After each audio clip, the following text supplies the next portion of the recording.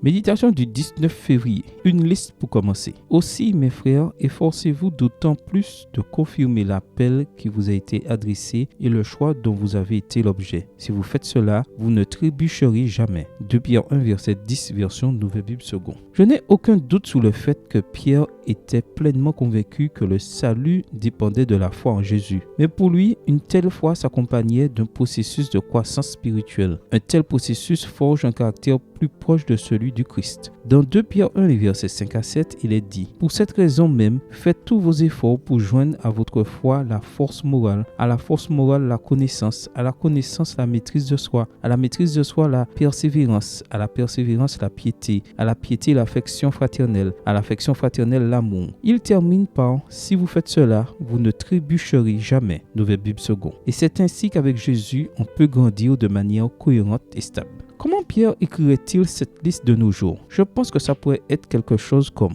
premièrement, pense à Dieu tout le temps, force morale. La Bible nous offre une méthode exceptionnelle de communication avec Dieu. Et c'est une méthode qui ne nécessite pas un espace spécial ou un temps spécial. Elle fait seulement de Dieu quelqu'un de spécial. Cela s'appelle la prière et elle est toujours à ta disposition. Deuxièmement, étudie la Bible, connaissance. Ce que Dieu aime, volonté divine, et ce qu'il attend de toi, désir divin, se trouve dans sa parole. C'est le moyen de savoir comment les choses fonctionnent et comment nous devons procéder. Tu dois bien comprendre que ton opinion est importante, mais que celle de Dieu l'est bien plus. Troisièmement, réponds de manière appropriée et au bon moment. Maîtrise de soi. Un chrétien se mesure plus à ses réactions qu'à ses actions. Les réactions de ta vie en disent long sur ta croissance spirituelle. Je te suggère de commencer à pratiquer l'affirmation de soi. Quatrièmement, que Dieu soit dans les moindres détails, la piété. Si Dieu est dans ta vie, même les plus petites choses se font différemment parce que ta nature change. Cinquièmement, connecte-toi avec un petit groupe,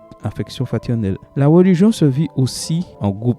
Les grands groupes sont bons pour les moments solennels, mais les petits groupes ont l'avantage de créer des liens. Ces relations nous rendent plus empathiques et nous soutiennent en cas de besoin. Sixièmement, vis l'esprit du reste de l'univers, l'amour. C'est bien que tu sois en phase avec tout le monde, ceux qui sont au-delà de cette petite planète. Tu n'as besoin que d'une chose, l'amour. C'est une proposition pour commencer. Cela pourrait être autre chose, mais n'arrête pas de faire ta liste avec le Seigneur et de la mettre en pratique. Amen. Bonne journée à toi et que le Seigneur te bénisse.